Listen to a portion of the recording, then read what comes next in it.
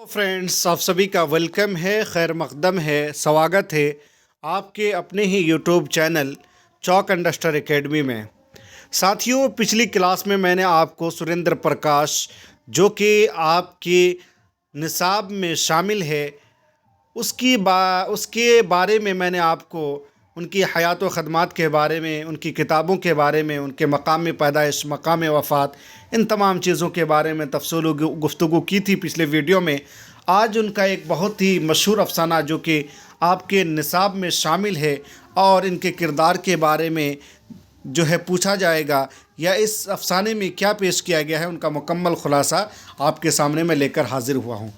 दोस्तों, आज की क्लास शुरू करने से पहले आपसे गुजारिश है कि अगर आप पहली मर्तबा हमारे चैनल में आए हैं तो चैनल को सब्सक्राइब करके घंटी वाले आइकन को प्रेस कर नोटिफिकेशन को ऑल कर लीजिएगा, ताकि हमारे हर वीडियो का नोटिफिकेशन आपको वक्त पर मिलता रहे। चलिए दोस्तों, आज हम लोग अफसाना बेजूका का मुकम्मल ख़ुलासा पढ़ेंगे कि बेजूका एक्चुअली क्या है, किस कहानी का किरदार है और सुरेंद्र प्रकाश ने इसको कैसे इस्तेमाल किया। इन तमाम चीज़ों के बारे में देखेंगे। आप बगौर समात कीजिएगा और जहां पॉइंट करने का उसको पॉइंट भी कीजिए, नोट कीजिएगा। सुरेंद्र प्रकाश के अफसाने बिजूका की कहानी का आगाज़ प्रेमचंद के नावल के किरदार होरी से होता है। दोस्तों, प्रेमचंद का एक बहुत ही मशहूर कहानी है और प्रेमचंद और उसके नावल जो है गौदान, उसी गौदान में किरदार है होरी, जो कि किसान है।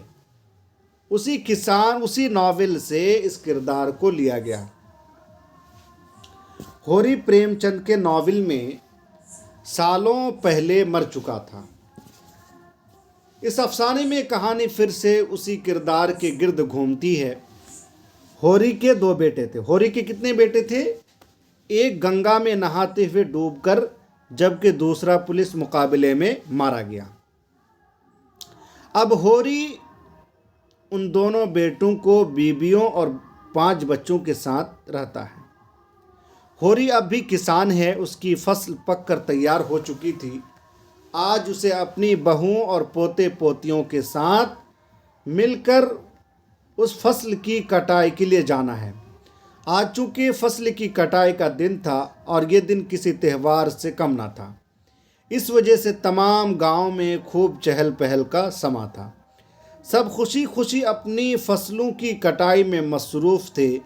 होरी फसल की कटाई के लिए जाते वक्त ये सोच रहा था कि कितना अच्छा वक्त आ गया है। सारी फसल पर सिर्फ उसी का हक है, न किसी बनिए का डर, ना ज़मींदार और ना ही अंग्रेज़ों की ज़ोर ज़बरदस्ती है। यह अफसाने में बयान किया गया। दोस्तों, ये ख्याल आती ही उसकी फसल के हरे भरे खोशे उसकी नज़रों के सामने झूम उठे। अपने खेत के करीब पहुँचते पहुँचते होरी ने खेत से फासले पर मौजूद थल को देखा, जो रफ्ता रफ्ता होरी के खेत को निकलने के लिए बढ़ रहा था। थल की वजह से खेत की मिट्टी भुरभुरी हो जाती और वो फसल उगाने के काबिल ना रहता था। इसलिए होरी दिल ही दिल में सोच रहा था कि बच्चों के जवान होने तक ये थल उसके खेत तक ना पहुँचे। इसी असना में वो खेत तक पहुँच गए। सब दिल ही दिल में फसल की कटाई से बहुत खुश थे कि अब घर की कोठरी में अनाज भरेगा और सब मज़े से पेट भरकर खाएंगे। मगर खेत में दाखिल होते ही अचानक होरी के कदम रुक गए। सब हैरानी में मुब्तला हो गए क्योंकि पकी हुई फसल में बेचैनी के आसार थे और फसल के कटने की आवाज़ मुसलसल आ रही थी। होरी ने कौन है कि सदाएं बुलंद की तो अचानक फसल काटने वाला नमूदार हुआ। सबको ये देखकर हैरत का शदीद झटका लगा कि वो कोई और नहीं बल्कि होरी के हाथों का बनाया हुआ बिजूका था। ये देखकर सब सकते में आ गए। होरी ने अपने हाथ से बनाए गए बांस की फांकों के बिजूका से पूछा कि वो उसकी फसल क्यों काट रहा है। और उसके हाथ में मौजूद दरांती कहाँ से आई।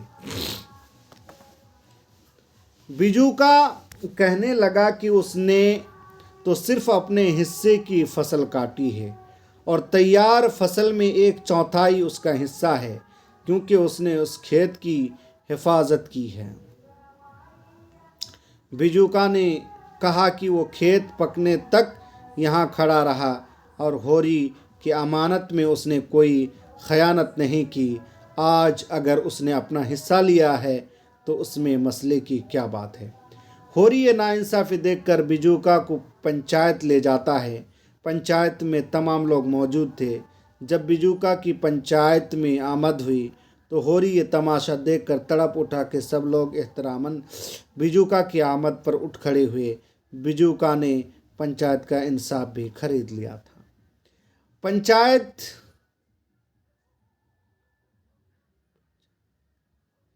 पंचायत के फैसले का एहतराम करते हुए होरी ने बिजूका को फसल का 1/4 हिस्सा दे दिया।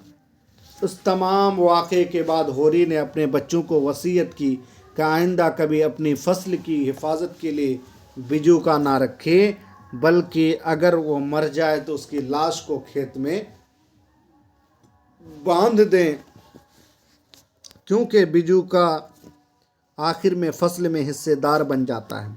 ये कहकर होरी जैसे ही खेत के करीब पहुंचा तो वहीं गिर कर ख़त्म हो गया। उसके पोते पोतियाँ उसे बांस पर बांधने लगे। मुसन्निफ़ ने निहायत खूबसूरती से इस मुख्तसर अफसाने में बिजूका को एक अलामत के तौर पर पेश करके अपनी इमलाक के तहफ़्फ़ुज़ की अहमियत को बावर करवाया है कि अगर उनकी हिफाजत किसी को सौंपी जाए तो अक्सर बेजान क़ुव्वतें भी जानदार बनकर हक़ मांगने आ खड़ी होती हैं।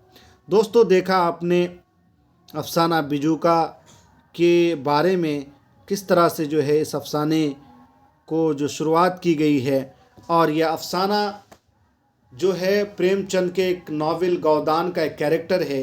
होरी उसी से लिया गया और समझ लीजिए कि उसी कहानी को इसमें पेश करने की कोशिश की है।